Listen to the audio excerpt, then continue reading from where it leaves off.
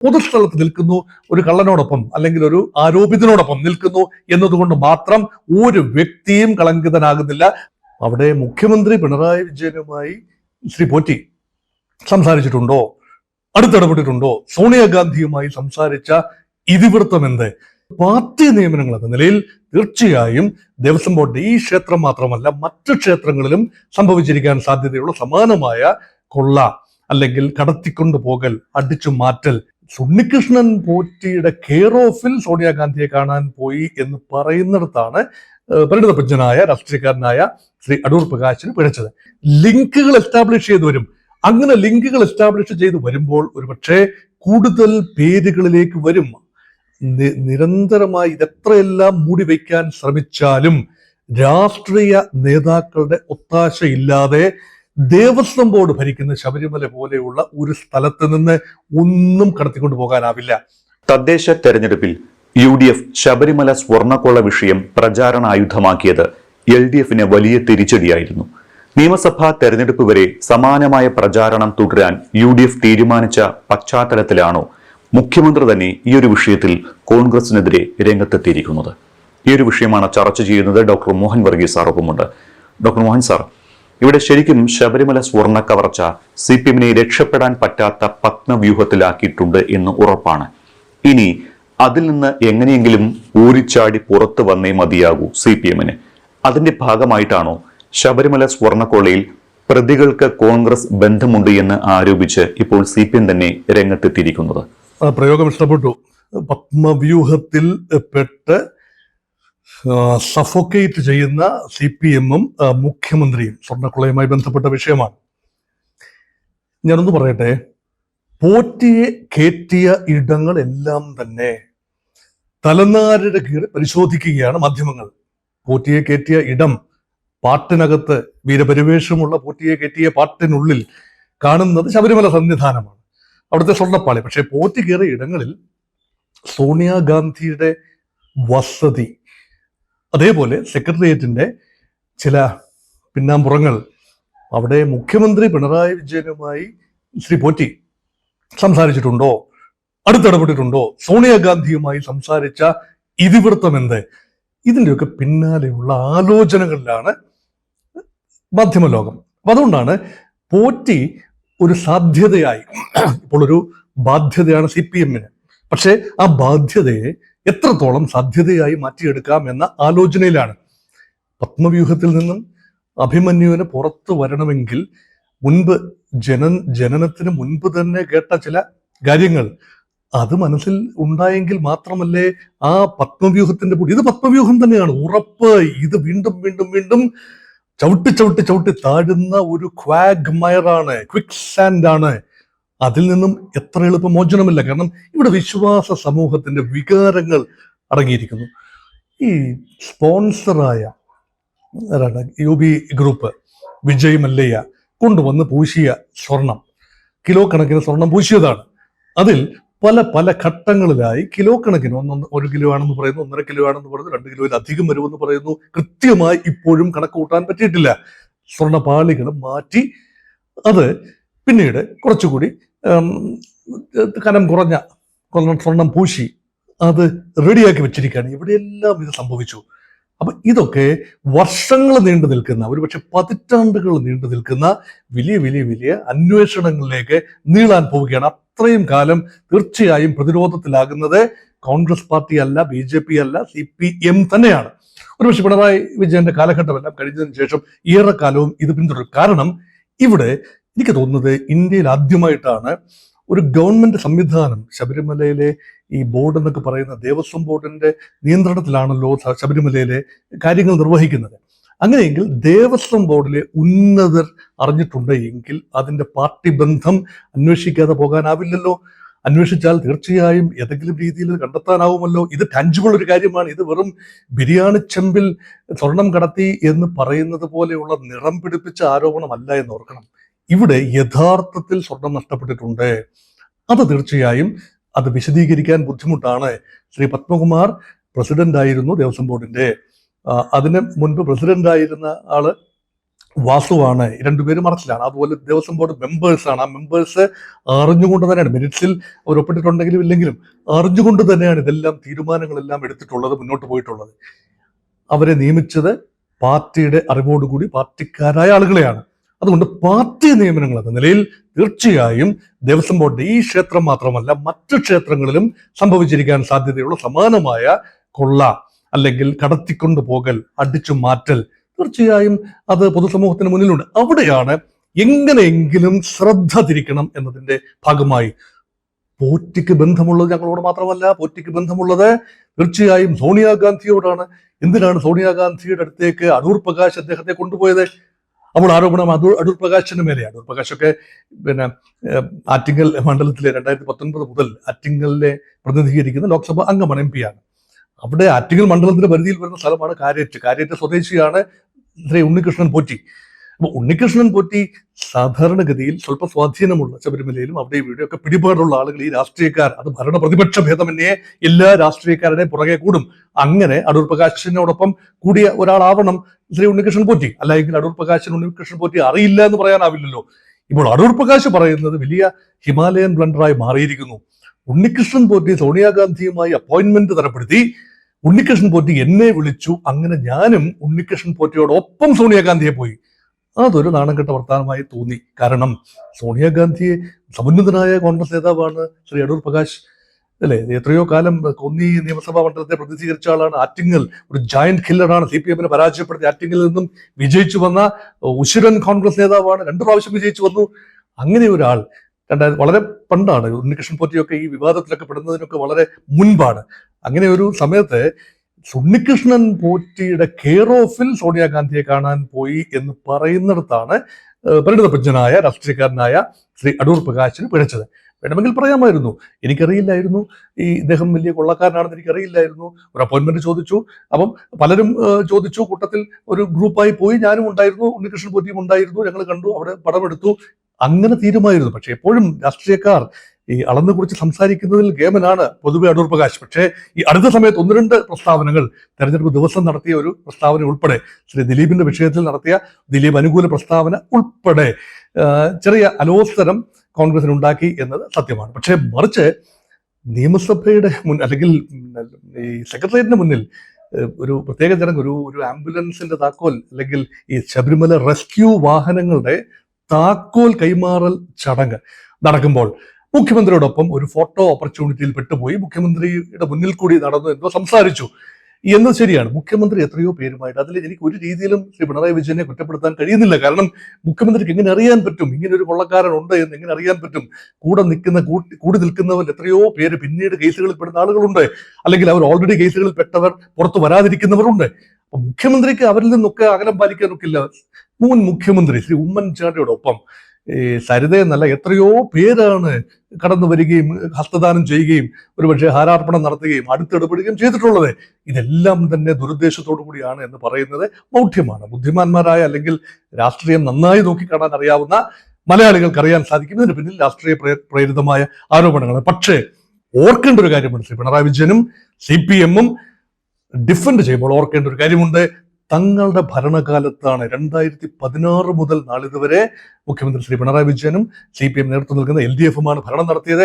അവർ നിയമിച്ച ദേവസ്വം ബോർഡിന്റെ ആളുകൾ ഭരിക്കുന്ന സമയത്താണ് ഈ കൊള്ള മുഴുവൻ നടന്നിട്ടുള്ളത്.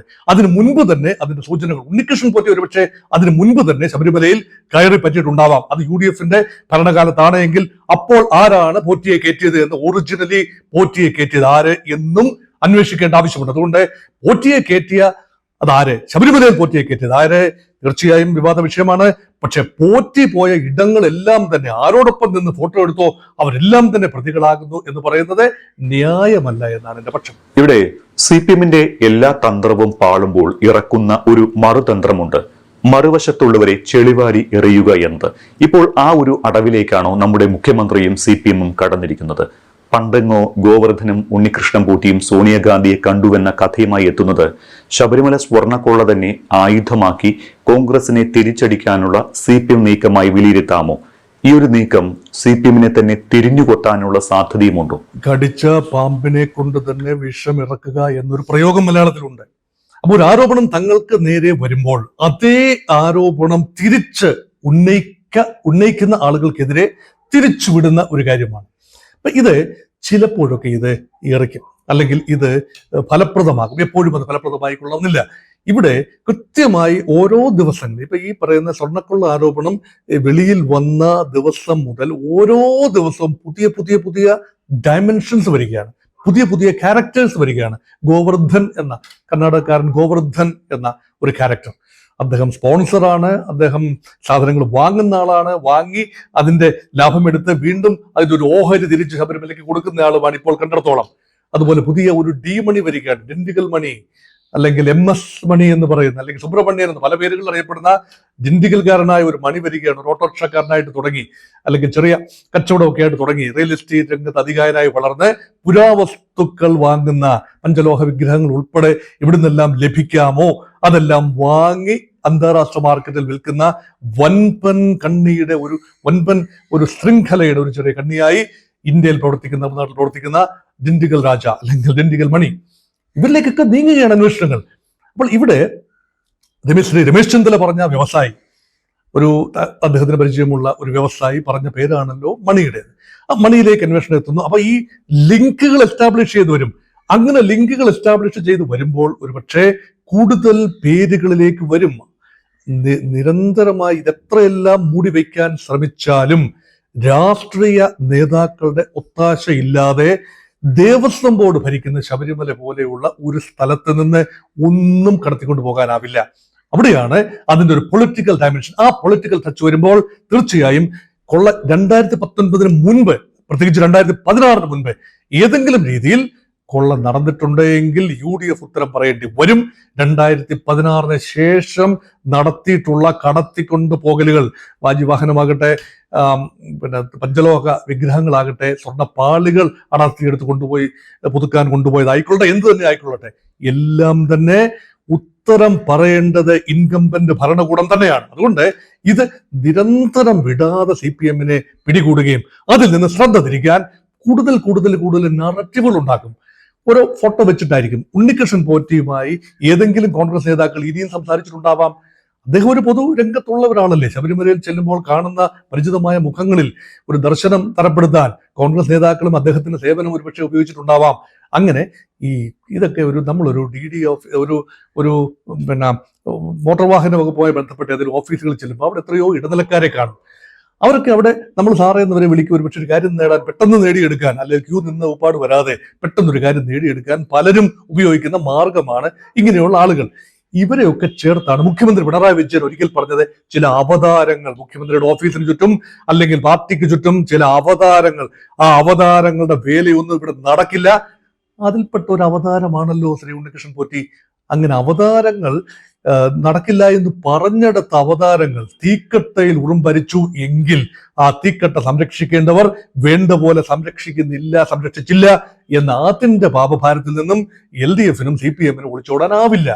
ഇവിടെ ശബരിമല സ്വർണ്ണക്കൊള്ള കേസിലെ 1-ാം പ്രതി ഉണ്ണികൃഷ്ണൻ പോറ്റിയോടൊപ്പം മുഖ്യമന്ത്രി പിണറായി വിജയൻ നിൽക്കുന്ന വ്യാജ ഫോട്ടോ സമൂഹ മാധ്യമങ്ങളിൽ പങ്കുവച്ചതിന് KPCC രാഷ്ട്രീയകാര്യ സമിതി അംഗം N സുബ്രഹ്മണ്യനെതിരെ കോഴിക്കോട് ചൊവ്വായൂർ പോലീസ് കേസെടുത്ത സംഭവം വിവാദമായതാണ്. ശരിക്കും ഇത്തരം കേസുകൾ കൊണ്ട് CPM-ന് ഈ വാദങ്ങളിൽ നിന്ന് തലയൂരാനാകുമോ? ആ ഒരു വീഡിയോ നമ്മൾ കണ്ടതാണ്. പക്ഷേ AI ഉപയോഗിച്ച് ഒരു ഭാഗം മാത്രം കട്ട് ചെയ്ത് മാറ്റിയാണ് ആ ഒരു ഫോട്ടോ പ്രചരിപ്പിച്ചിരിക്കുന്നത്. അപ്പോൾ ഇത്തരത്തിലുള്ള കേസുകൾ സർക്കാരിന് നേട്ടമാണോ കോട്ടമാണോ ഉണ്ടാക്കാൻ പോകുന്നത്? ഈ കേരള രാഷ്ട്രീയം എത്രത്തോളം നിലവാരക്കുറവ് കാട്ടാമോ, അധപ്പതിക്കാമോ, അതിന്റെ നെല്ലിപ്പലകയിൽ എത്തി നിൽക്കുന്നു. നോക്കൂ, ഒരു മുഖ്യമന്ത്രിയുടെ ഓഫീസിൽ ആരെല്ലാം വരും കാണാൻ? മുഖ്യമന്ത്രി പൊതുസ്ഥലത്ത് നിൽക്കുമ്പോൾ ആരെല്ലാം ഹസ്തദാനം ചെയ്യും, ആരെല്ലാം ഹാരാർപ്പണം നടത്തും, ആരെല്ലാം ലോഹ്യം പറയാനായി എടുത്തു വരും. അവരെല്ലാം അവരുടെയൊക്കെ ജാതകം നോക്കി, അവരുടെയൊക്കെ മുൻകാല ചെയ്തികൾ നോക്കി നമുക്ക് തീരുമാനമെടുക്കാനാവില്ല. ഒരു ചിത്രം പ്രചരിപ്പിക്കുന്നത് തന്നെ തെറ്റാണ്. മുഖ്യമന്ത്രിയോടൊപ്പം നിൽക്കുന്ന ഒരു ദുഷ്ട ഉദ്ദേശത്തോടു കൂടി ഉണ്ണികൃഷ്ണൻ പോറ്റി എന്ന വ്യക്തി ഏതോ പൊതുചടങ്ങിൽ മുഖ്യമന്ത്രിയോടൊപ്പം നിൽക്കുന്ന ഒരു ചിത്രം ഒരു അടിക്കുറിപ്പോടുകൂടി പ്രചരിപ്പിക്കുന്നത് തന്നെ എൻ്റെ അഭിപ്രായത്തിൽ അത് തെറ്റ് തന്നെ, ധാർമ്മികമായ തെറ്റാണ്. കാരണം അതുകൊണ്ട് മാത്രം ഒരു പൊതുസ്ഥലത്ത് നിൽക്കുന്നു, ഒരു കള്ളനോടൊപ്പം അല്ലെങ്കിൽ ഒരു ആരോപിതനോടൊപ്പം നിൽക്കുന്നു എന്നതുകൊണ്ട് മാത്രം ഒരു വ്യക്തിയും കളങ്കിതനാകുന്നില്ല. സോണിയാഗാന്ധിയും കളങ്കിതയായിട്ടില്ല, ശ്രീ പിണറായി വിജയനും കളങ്കിതനായിട്ടില്ല, അത് കൃത്യമാണ്. പക്ഷെ നിർബന്ധപൂർവം AI സഹായത്തോടുകൂടി ഉണ്ണികൃഷ്ണൻ പോറ്റിയുടെ രൂപം മുഖ്യമന്ത്രി അദ്ദേഹത്തിന് ചെവിയിൽ എന്തെങ്കിലും മന്ത്രിക്കുന്നതായി തോന്നത്തക്ക രീതിയിൽ ഫോട്ടോഷോപ്പ് ചെയ്ത് റെഡിയാക്കി പ്രചരിപ്പിച്ചിട്ടുണ്ടെങ്കിൽ തീർച്ചയായും അത് ഇതിനേക്കാൾ വലിയ ഗുരുതരമായ ഒരു ഒഫൻസ് ആണ്. അതൊരു ഡെലിബറേറ്റ് ആക്ട് ആണ്. മറ്റേത് ഒരു ചിത്രം പ്രചരിപ്പിച്ചു നിർദോഷമായി, ഇതാ കണ്ടോളൂ, ഇതൊരു തമാശക്ക് എടുക്കാവുന്നതേ ഉള്ളൂ. പക്ഷേ മറ്റേത് തമാശയല്ല, ഡെലിബറേറ്റ് ആയി മലൈൻ ചെയ്യാൻ ലക്ഷ്യമാക്കിയുള്ളതാണെങ്കിൽ തീർച്ചയായും അങ്ങനെയുള്ള കലാപരിപാടികളിലേക്ക് നീങ്ങേണ്ട കാര്യമില്ലല്ലോ കോൺഗ്രസിന്. അല്ലാതെ തന്നെ ആവശ്യത്തിലധികം ഇൻഫർമേഷൻ അല്ലെങ്കിൽ ഇത് തെളിയിക്കാൻ, ലിങ്കുകൾ തെളിയിക്കാൻ, ഭരണകക്ഷിയുമായി അല്ലെങ്കിൽ നേതാക്കളുമായി ലിങ്കുകൾ തെളിയിക്കാനുള്ള എത്രയോ അവസരങ്ങളുണ്ട്. അന്വേഷണത്തിലൂടെ ഇത് വരേണ്ടതാണ്. സ്പെഷ്യൽ ഇൻവെസ്റ്റിഗേഷൻ ടീമിന്റെ അന്വേഷണത്തിലൂടെ അത് പുറത്തു വരേണ്ടതാണ്. കോടതിയുടെ മേൽനോട്ടമുണ്ട്, ഹൈക്കോടതിയുടെ മേൽനോട്ടത്തിലാണ് നടക്കുന്നത്, സംസ്ഥാന ഗവൺമെന്റിന്റെ നിയന്ത്രണത്തിലല്ല എന്നോർക്കണം. അപ്പൊ അവിടെ ഏറ്റവും പ്രധാനപ്പെട്ട കാര്യം പരമാവധി ബോട്ടിൽ നെക്കുകൾ, റോഡ് ബ്ലോക്കുകൾ സൃഷ്ടിക്കാൻ ഗവൺമെന്റ് ഓഫ് കേരള ശ്രമിക്കും എന്നത് നമുക്ക് മുൻകൂട്ടി അറിയാം. അത് രാഷ്ട്രീയമാണ്, അതിന്റെ പിന്നിൽ രാഷ്ട്രീയമുണ്ട്. പക്ഷേ സമയം തീർച്ചയായും അതിനുള്ള മറുപടി പറയുമെന്നാണ് തോന്നുന്നത്. അതുകൊണ്ട് ഈ ഫോട്ടോഷോപ്പ് ചെയ്തുകൊണ്ട് ശ്രീ സുബ്രഹ്മണ്യൻ, കോൺഗ്രസ് നേതാവ്, കോഴിക്കോട്ടെ കോൺഗ്രസ് നേതാവ് സുബ്രഹ്മണ്യൻ ആകട്ടെ, മറ്റാരെങ്കിലും ആകട്ടെ, അത് ചെയ്തുവെങ്കിൽ അൺഫോർച്ചുനേറ്റ് എന്നാണ് പറയുന്നത്. കാരണം കോൺഗ്രസ്സുകാർക്ക് പലപ്പോഴും ഒരു കാര്യം എത്രത്തോളം ഉപയോഗിക്കാനാവും, അതൊക്കെ സംയമനം ചില കാര്യത്തിൽ പാലിക്കേണ്ടതുണ്ട്. അത് കോൺഗ്രസിന് സംഘടനാപരമായ പല ദൗർബല്യങ്ങളുണ്ട്. ഇതുപോലൊരു വിഷയം തിരിച്ചൊന്ന് ചോദിച്ചോട്ടെ, കോൺഗ്രസിന്റെ ഒരു മുഖ്യമന്ത്രി, അത് ഉമ്മൻചാണ്ടി ആയിക്കൊള്ളട്ടെ, അല്ല എങ്കിൽ ഇനി സാക്ഷാൽ ഇപ്പോഴത്തെ പ്രതിപക്ഷ നേതാവ് VD സതീശൻ മുഖ്യമന്ത്രി ആകുന്നു എന്ന് കരുതുക. ആ സമയത്താണ് സമാനമായ ഒരു സാഹചര്യം കേരളത്തിൽ സംജാതമായിരുന്നെങ്കിൽ CPM-ന്റെ സംഘടനാ സംവിധാനം, SFI, അതുപോലെ DYFI, CPM-ന്റെ തന്നെ കാഡർ, ഇവരെല്ലാം കേരളത്തെ സ്തംഭിപ്പിച്ചുകൊണ്ട് മുഖ്യമന്ത്രിയുടെ രാജി ഓൾറെഡി എഴുതി വാങ്ങില്ലേ? അതിനുള്ള സംവിധാനം CPM-നില്ലേ? ഓർക്കുമ്പോൾ കോൺഗ്രസിന് തീർച്ചയായും ഇത്രയും പ്രമാദമായ വിഷയത്തിൽ ഇത്രയും ഒരു പ്രക്ഷോഭത്തിലേക്ക് നീങ്ങാൻ കഴിഞ്ഞിട്ടുള്ളൂ BJP-ക്കും കോൺഗ്രസിനും എന്നോർക്കണം. അപ്പോൾ പിന്നെ ഈ ഷോർട്ട് കട്ടുകൾ, ചെറിയ നുണങ്ങ് പ്രയോഗങ്ങൾ, ഈ വീഡിയോ ഷോപ്പ് അല്ല ഫോട്ടോഷോപ്പ് ഉൾപ്പെടെയുള്ള കാര്യങ്ങൾ, അതിലേക്ക് നീങ്ങേണ്ട ഒരു കാര്യവുമില്ല എന്നാണ്. കാരണം കോൺഗ്രസിനെ ജനങ്ങൾക്കറിയാം, കേരളത്തിലെ കോൺഗ്രസിനെ ജനങ്ങൾക്കറിയാം, ജനാധിപത്യ പാർട്ടിയാണ്, സ്വല്പം അഴകുഴമ്പൻ നിലപാടുകളുള്ള ആളുകളാണ്. പക്ഷേ കോൺഗ്രസിനെ സ്നേഹിക്കുന്ന ഒരു വലിയ വിഭാഗം ആളുകളുണ്ട്. ഒരുപക്ഷെ ഇടതുപക്ഷത്തോട് ചേർന്ന് നിൽക്കാത്ത ആളുകൾക്ക് വോട്ട് പാർക്ക് ചെയ്യാനുള്ള വേദി കൂടിയാണ് കോൺഗ്രസ് പാർട്ടി. BJP-ക്ക് വോട്ട് ചെയ്യാനാവില്ലാത്ത പല വിഭാഗങ്ങളുണ്ട്. അവരുടെ വോട്ടും ഇടതുപക്ഷത്തിനെതിരെയുള്ള സ്വാഭാവിക വോട്ടും ഭരണവിരുദ്ധ വോട്ടുകളും എല്ലാം പാർക്ക് ചെയ്യാവുന്ന ഒരു വെഹിക്കിൾ, ആ രീതിയിലേ മുന്നോട്ട് പോകാവൂ. അതുകൊണ്ട് കൂടുതൽ അബദ്ധങ്ങളിൽ ചാടുന്നത് ആരോഗ്യപരമല്ല എന്നാണ് കോൺഗ്രസ്സുകാരെ ഓർമ്മിപ്പിക്കാനുള്ളത്. ഇനി നിയമസഭാ തെരഞ്ഞെടുപ്പ് വരും മുൻപ് ശബരിമലയിലെ കാര്യങ്ങൾ കോംപ്ലിമെന്റ്സ് ആക്കി ഒരു കരയിലെത്തിക്കാനുള്ള ശ്രമങ്ങളാണ് CPM നടത്തുന്നത്. അത് എത്രത്തോളം വിജയിക്കും? എല്ലാം പറഞ്ഞ് കോംപ്ലിമെന്റ്സ് ആക്കുക, ഒരു സിനിമ ഡയലോഗല്ലേ. അപ്പൊ അത് തീർച്ചയായും CPM ആഗ്രഹിക്കുന്നത് അതാണ്. ഇതങ്ങ് തേഞ്ഞു മാഞ്ഞു പോകും. 3 മാസം, കൃത്യമായി പറഞ്ഞാൽ ഒരു 100, ഇനിയുള്ള ഈ പുതിയ വർഷം 2026 ജനുവരി 1 മുതലുള്ള ഒരു 100 ദിവസം, അതപ്പോൾ ജനുവരി, ഫെബ്രുവരി, മാർച്ച് കഴിഞ്ഞ് ഏപ്രിൽ ഒരു 10 ആകും. അതിനുള്ളിൽ തന്നെ തെരഞ്ഞെടുപ്പ് വിജ്ഞാപനം വരുമല്ലോ. അത്രയും ദിവസത്തിനുള്ളിൽ എന്തെങ്കിലും നിർണായകമായ വെളിപ്പെടുത്തലുകൾ, കണ്ടെത്തലുകൾ സംഭവിക്കുമല്ലോ. അതുകൊണ്ട് ഈ വിഷയം ഷെൽഫ് ലൈഫ് ഏറെയുള്ള ഒരു വിഷയമാണ്. നോക്കൂ, ഈ പിണറായി വിജയന്റെ ആദ്യ കടന്നുവരവ്, ഉമ്മൻചാണ്ടി സർക്കാരിന്റെ അവസാന നാളുകൾക്ക് ഏതാണ്ട് ഒരു വർഷത്തോളം മുൻപാണ് ഈ ഉമ്മൻചാണ്ടിക്കെതിരെയുള്ള ഈ ആരോപണങ്ങൾ വരുന്നത്, സരിതയുടെ ഭാഗത്തു നിന്നുള്ള ആരോപണം വരുന്നത്. അത് ഇതുമായി കമ്പയർ ചെയ്യാവുന്ന ഒരു വിഷയമേ ആയിരുന്നില്ല. ഇതൊരു സോളാർ വിവാദം. അത് കത്തിച്ച് നീറി നിന്ന് ആളിക്കത്തിച്ച് തെരഞ്ഞെടുപ്പിന് പരമാവധി പ്രയോജനം CPM-ഉം പിണറായി വിജയനും എല്ലാം ഉണ്ടാക്കി. മാത്രമല്ല അന്ന് മുൻ മുഖ്യമന്ത്രിയായിരുന്ന VS അച്യുതാനന്ദനെ പ്രചരണത്തിന് മുന്നിൽ നിർത്തി പോലും കാര്യമായ പ്രയോജനം എടുത്തു. ഗുണപരമായി നോക്കുമ്പോൾ രണ്ടും 2 തരത്തിലുള്ള വിഷയങ്ങളാണ്. പക്ഷെ ഗുണപരമായി നോക്കുമ്പോൾ സംസ്ഥാനത്തെ വലിയൊരു വികാരമാണല്ലോ ശബരിമല. ആ ശബരിമല വികാരമാണ്. അവിടെ മോഷണം നടന്നിട്ടുണ്ട്. മറ്റേ സോളാർ എന്ന് പറയുന്ന ഒരു വ്യക്തി, പിന്നെ സരിത എന്ന് പറയുന്ന ഒരു വ്യക്തിയുടെ ചില ചാബല്യങ്ങളും ചാഞ്ചാട്ടങ്ങളും അനേക രാഷ്ട്രീയക്കാരെ കണ്ട് അവരുടെ ഒരു രീതിശാസ്ത്രവും അതെല്ലാം ഉണ്ടാക്കിയ ഒരു ഗുലുമാലാണ്. ഇതങ്ങനത്തെ ഒരു ഗുലുമാലല്ല, ഒരു സ്ട്രക്ചറൽ വയലൻസിന്റെ ഒരു ലാഞ്ചന ഇതിനകത്ത് കാണുന്നു. അത് എത്ര പെട്ടെന്ന് തേച്ചു മാച്ച് കളയാനാവില്ല. 100 ദിവസം ഞൊടിയിടയിൽ പോകും. ഈ 100 ദിവസവും ഒരേ ഇന്റൻസിറ്റിയിൽ ഈ വിഷയം കത്തിച്ചു നിർത്താനാകും UDFും BJPയും ശ്രമിക്കുക. പക്ഷേ UDFും BJPയും തമ്മിൽ ഒരു ചെറിയ വ്യത്യാസമുണ്ട്. BJP ഒരു പരിധിയിൽ കൂടുതൽ ഈ വിഷയം മുൻകാലം 2019 ഉൾപ്പെടെ ശബരിമല ആചാര സംരക്ഷണ വിഷയം കത്തിച്ചു നിർത്തിയ അതേ ഇന്റൻസിറ്റിയിൽ ഈ വിഷയം കത്തിച്ചു നിർത്തുമോ എന്നതാണ്. ഇതുവരെ അങ്ങനെ ചെയ്തിട്ടില്ല. കാരണം ഒരുപക്ഷെ അങ്ങനെ ചെയ്താൽ അതിന്റെ പ്രയോജനം മുഴുവൻ ഇടതുപക്ഷത്തിനെതിരെ വരില്ല. വൻപൻ കുത്തൊഴുക്ക്, വൻപൻ വിജയത്തിന്, UDFന്റെ അഭൂതപൂർവമായ ചരിത്രത്തിലെ ഏറ്റവും വലിയ വിജയത്തിന് ഒരുപക്ഷെ കാരണമാകാം. തങ്ങൾ പ്രവർത്തിക്കണം, തങ്ങൾ എന്തിന് UDFന് നേട്ടമുണ്ടാക്കി കൊടുക്കണം. കാരണം ഭരണവിരുദ്ധതയുടെ പാൻ കേരള അടിസ്ഥാനത്തിലെ കൂടുതൽ നേട്ടം തിരുവനന്തപുരത്തിന് പുറത്ത് ഉണ്ടാക്കിയെടുക്കേണ്ടത് കോൺഗ്രസ് ആണ്, അല്ലെങ്കിൽ UDF ആണ്. അപ്പൊ അതുകൊണ്ട് BJP ഒരുപക്ഷെ വെള്ളപ്പൊക്കൊന്നുമില്ല എങ്കിൽ പോലും അവർക്ക് വലിയ ശക്തി സ്വാധീനമുള്ള തിരുവനന്തപുരം പോലെയുള്ള ഇടങ്ങളിൽ, അല്ലെങ്കിൽ അവർക്ക് ജയിച്ചു വരാവുന്ന ഇടങ്ങളിൽ അത് ശക്തമായിട്ട് ഉപയോഗിക്കുകയും മറ്റിടത്ത് അധികം ആളി കത്തിക്കാതിരിക്കുകയും ചെയ്യും. പക്ഷെ കോൺഗ്രസിന് തങ്ങൾക്ക് സംഘടനാ സംവിധാനം അത്ര ശക്തമാണോ? ഇതേ ഇന്റൻസിറ്റിയിൽ 3-4 മാസം കട്ടയ്ക്ക് കടുപ്പിച്ച് നിർത്താൻ പറ്റും. അതിനുള്ളിൽ വരുന്ന ഈ നേരത്തെ നമ്മൾ സംസാരിച്ച ഫോട്ടോ ഒപ്റ്റിക്സ് ഉൾപ്പെടെയുള്ള ചില കൊച്ചു കാര്യങ്ങൾ, നോൺ ഇഷ്യൂസ് ആണ് അതൊക്കെ. ആ ഇഷ്യൂസിലൂടെയൊക്കെ വഴിതിരിച്ചു വിടാൻ CPM ശ്രമിക്കും. പക്ഷേ തേഞ്ഞു മാഞ്ഞു പോകാൻ ഒരു സാധ്യതയും ഞാൻ കാണുന്നില്ല. ഇപ്പോഴത്തെ നില ഇതിനേക്കാൾ വൻപൻ അഴിമതി വിഷയമോ വല്ലതും വന്നില്ല എങ്കിൽ യഥാർത്ഥത്തിൽ അടുത്ത നിയമസഭാ തെരഞ്ഞെടുപ്പിന്റെ മുഖ്യ അജണ്ട ഈ വിഷയം തന്നെ ആകാൻ എല്ലാ സാധ്യതയും കാണുന്നു. ഒരുപക്ഷെ ഇനിയും CPMലെ നേതാക്കളുടെ അറസ്റ്റിലേക്ക് കാര്യങ്ങൾ പോകുകയാണ് എങ്കിൽ ശബരിമല കേസിൽ അത് എത്രത്തോളം CPMനെ അല്ലെങ്കിൽ പിണറായി സർക്കാരിനെ പ്രതിസന്ധിയിലാക്കും? അറസ്റ്റുകൾ ഉന്നത നേതാക്കളുടെ, പ്രത്യേകിച്ച് MLA-മാരുടെയോ പാർട്ടിയുടെ ഉന്നത നേതാക്കളുടെയോ അറസ്റ്റ് എന്ന് പറയുന്നത് ഒരു രീതിയിലും CPM അനുവദിച്ചു കൊടുക്കാൻ പോലീസ് കയ്യിലുള്ളിടത്തോളം കാലം, അന്വേഷണ സംവിധാനങ്ങൾ കയ്യിലുള്ളിടത്തോളം കാലം അത് അനുവദിച്ചു കൊടുക്കില്ല. കാരണം അതുവരെ ഡിഫെൻഡ് ചെയ്യും. ഈ ശ്രീ കടകംപള്ളി സുരേന്ദ്രനിലേക്കോ അല്ലെങ്കിൽ മറ്റ് ഉന്നത നേതാക്കളിലേക്കോ അന്വേഷണം ഒരുപക്ഷെ നീണ്ടേക്കാം. പക്ഷേ അറസ്റ്റ് ഉണ്ടാകാനുള്ള സാധ്യത ഇപ്പോൾ കാണുന്നില്ല. അങ്ങനെ ഉണ്ടായി കഴിഞ്ഞാൽ അവസാന പ്രതിരോധവും CPMന്റെ അവസാന പ്രതിരോധവും പാളാനുള്ള സാധ്യതയാണുള്ളത്. അതുകൊണ്ട് അതിലേക്ക് എത്തി നിൽക്കാത്ത രീതിയിൽ പോലീസ് സംവിധാനത്തിന്റെ എല്ലാ സാധ്യതകളും അതാണ് ഇൻകംബൻസി അഡ്വാൻറ്റേജ്, അവസാന സാധ്യതകളും പരിശോധിക്കും, പ്രയോഗിക്കും എന്ന് തന്നെയാണ് കരുതുന്നത്. പക്ഷേ കോടതി ശക്തമാണ്. സംസ്ഥാന ഹൈക്കോടതി എന്തെങ്കിലും കാര്യമായ ഉത്തരവുകൾ നൽകുകയും എന്തെങ്കിലും രീതിയിലുള്ള പരാമർശങ്ങൾ നടത്തുകയും ചെയ്താൽ അത് വൻപൻ തിരിച്ചടിയാവുകയും ചെയ്യും. അതുകൊണ്ട് ഈ സമയത്ത് എന്തെല്ലാം മറ്റു കാര്യങ്ങൾ പറഞ്ഞാലും, ചിത്രങ്ങൾ, AI ചിത്രങ്ങൾ, എന്തെല്ലാം പറഞ്ഞുകൊണ്ട് അന്വേഷണത്തിന്റെ ഗതി തിരിച്ചുവിടാൻ നോക്കിയാലും, അല്ലെ രാഷ്ട്രീയമായി പ്രതിരോധിച്ചു നിർത്താൻ നോക്കിയാൽ പോലും യഥാർത്ഥത്തിൽ ഹൈക്കോടതി നേരിട്ട് നിയന്ത്രിക്കുന്ന ഒരു അന്വേഷണ സംവിധാനം ഇപ്പോൾ കാര്യമായി മുന്നോട്ട് പോകുന്നു.